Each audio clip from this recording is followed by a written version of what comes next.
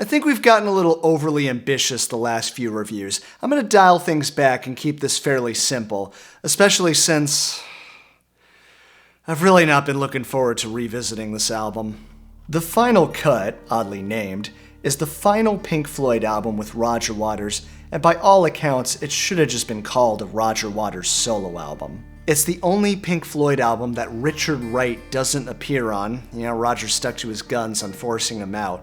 Nick Mason's contributions are very minor outside of his drum grooves, and even David Gilmour doesn't get many chances to shine outside of a couple of nice guitar solos and a vocal on one song.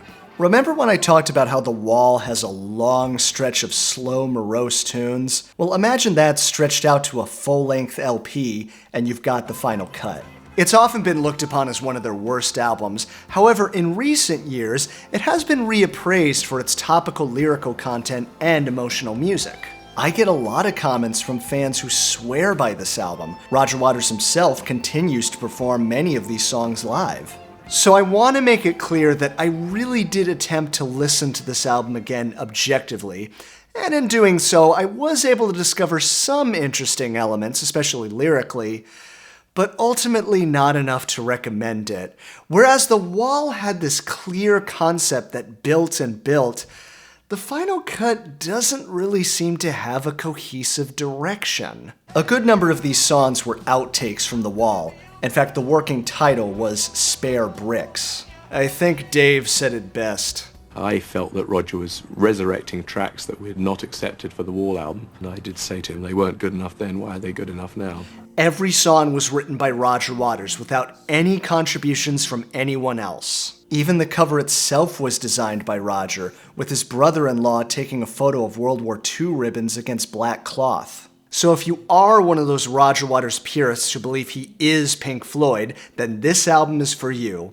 And whatever Floyd camp you lie in, it is an album where you really need to pay attention to the lyrics, because you're not going to get those epic instrumental journeys that you heard on Metal or Wish You Were Here. The record company wanted a companion album to go with the Wall film. With the extra bits of movie music that we did for the Wall film, and one or two extra tracks. But as Roger began to develop these songs, he decided to turn them into their own spin-off story, altered by the recent Falklands War between Argentina and the UK. The album especially laid into Prime Minister Margaret Thatcher's policies. It saved Margaret Thatcher's political career at the time at the cost of a great many Argentine and British lives. In fact, the opening track, The Post-War Dream, name-checks her. Maggie, what have we done? All those who served in World War II and were promised to make the dream of a better life a reality have been forgotten, especially with jobs in England being overtaken by the Japanese.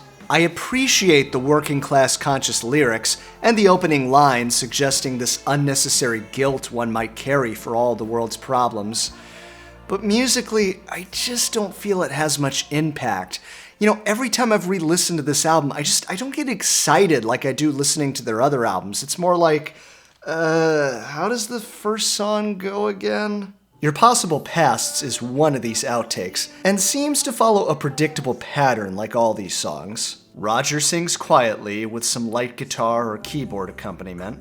There's a burst of drum and guitar energy with Roger screaming for a short time, and then it dies back down. I do like the vocal hook, Do You Think We Should Be Closer, Closer, Closer, but it feels so detached from the rest of the song. Even David's guitar solo just seems to come and go.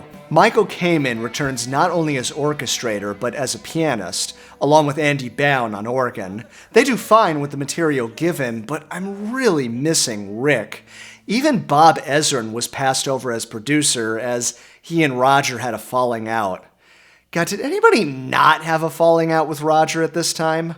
One of the few focuses on a familiar character, the teacher from The Wall. Originally thought to be an irredeemable figure who hurts children, here he's presented as a more sympathetic character who returned home from the war to become a teacher. It explains some of his feelings that didn't get explained in The Wall, where it was a very thinly sketched character. I do like the idea of making his character more three-dimensional, and the video seems to follow him as the protagonist.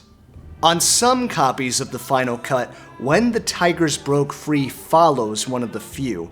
I talked about the song already, suffice to say, it does elevate the album slightly.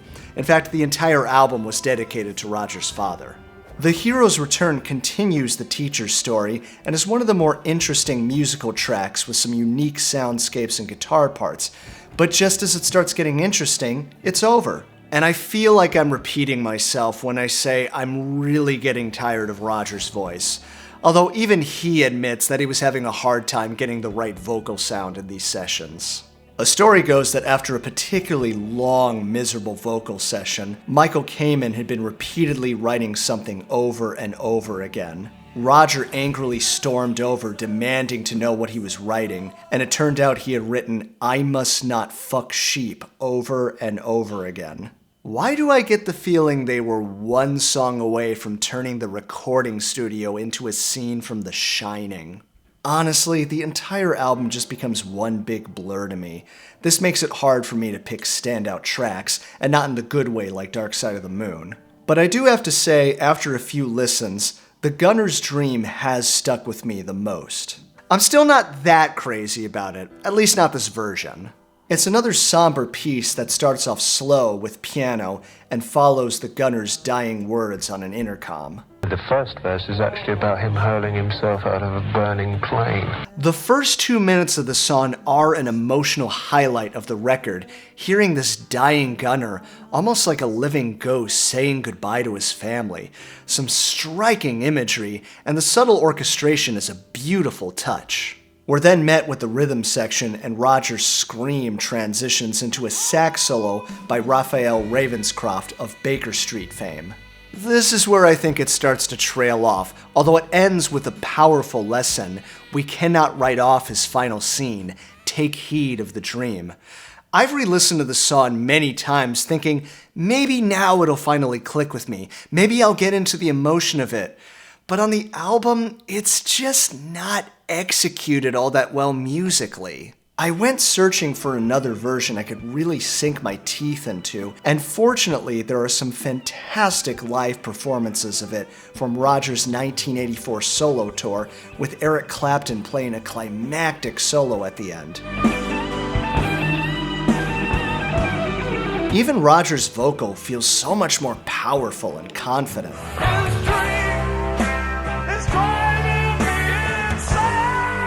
I think this shows that had the band not been in the rut it was in, it could have been something special, with David's guitar sparkling at the end. But it just didn't happen.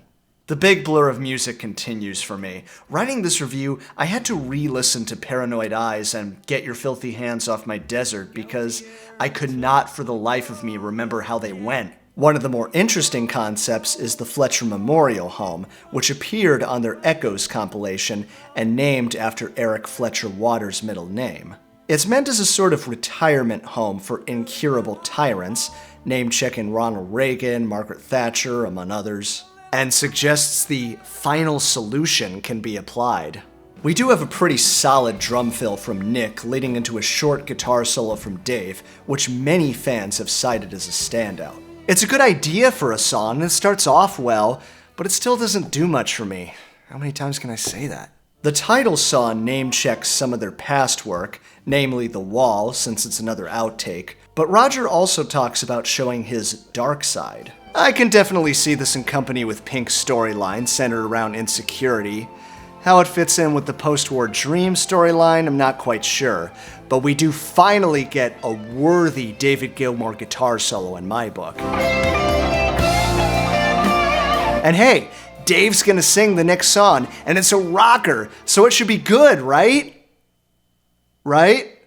Well, Not Now John definitely sounds like a successor to Young Lust, but this time dealing with the indifference of factory workers. One of the few has a reprise here during the turnaround. I do find the opening line, "fuck all that," to be amusing, especially bringing in the backup singers to echo that line. But as much as Dave is giving his all vocally and guitar-wise, I actually find this song less intriguing than The Gunner's Dream or The Final Cut. Maybe it's because it does feel oddly out of place. I can't believe I'm saying that given my complaints about the monotony of this album, but you know what? The album's almost over, so not now, John. We gotta get on with this review. God, I can't even make a good pun out of this. The last song is called Two Suns in the Sunset, a surprisingly upbeat song about a nuclear holocaust. Sure, why not? Well, it's really a premonition the post-war generation lived in fear of. The lesson from this vision is we were all equal in the end. It's a nice sentiment, and I'll admit I find this ending more intriguing than the ending on The Wall, but I can't help but compare it to Eclipse from Dark Side of the Moon, which has kind of a similar theme of reevaluating your place under the sun, except it ends on this uplifting climax. Roger's voice is joined by David, Rick, and these gospel singers for this magnificent chorus with Nick's drums banging away. It's this glorious pinnacle of the band working together. But on Two Suns in the Sunset, there is no band. Like with Mother on The Wall, Nick is not playing drums. That's Andy Newmark, who would go on to work with Roger's solo career, and Dave is barely on the song, allowing Raphael to play us out with a sax solo. I actually wonder if this nuclear holocaust is some kind of commentary about Pink Floyd's future. So yeah, in case I didn't make it clear, I'm not a fan of the final cut. It feels very much like a Roger Waters solo album. It establishes a lot of tropes that we're going to hear on his future releases, and even then, I don't think it's as good as something like Amused to Death. I'll talk more about Roger's 1992 album, Amused to Death, later on, but I feel this album is the final cut fully realized, a dark, satirical look at the sensationalism of war in the era of cable TV. It was also an album where Roger could explore new ideas without being anchored by the Pink Floyd brand or leftovers from The Wall. The final cut is just relying on too much old material, a lot of which sounds very repetitive musically. Conceptually, it feels like it's all over the place with no clear arc, and there's just nothing that stands out to me. Yeah, I guess it does create a dark, mournful atmosphere, but that doesn't automatically make for a good album. David hated it so much he demanded his name be removed as producer. I think a lot of the music just isn't up to standard myself. I think there's 3 good songs on it, and I think the rest is rather weak. And it was the last time him and Roger would ever really work on a studio project together. If you can even call this working together, they were so rarely in the studio at the same time. And to all those who say no Roger, no Floyd, I say this album proves that no Rick means no Floyd. His contributions, however small they may have been on The Wall, are sorely missed. I'm really glad Pink Floyd didn't keep going forward with this musical direction, and Roger continued it under his own name. I will concede there are some unique conceptual and lyrical ideas that might have been better explored with some different musical input. And I do really appreciate that Roger is shining a light on these forgotten veterans. And I suppose if you really love The Wall and you love Roger's voice, maybe this album is worth checking out for you. But this is still my own opinion, and as it stands, I gotta give the final cut a bad fish. And it's a shame that the song I do consider essential, When the Tigers Broke Free, doesn't even appear on most copies of this album. But I guess I can recommend The Gunner's Dream. If you can find that '84 version with Eric Clapton on YouTube, definitely check that version out. You might find the title track and the Fletcher Memorial Home to be the most interesting pieces, but that's about it for me. And so ends Pink Floyd's run with Roger Waters at the helm. I guess that means Pink Floyd is over, right? I mean, how can they continue without their leader? Oh, they'll find a way, even if they have to fight for it. So join me next time as we continue through the David Gilmour era of Pink Floyd.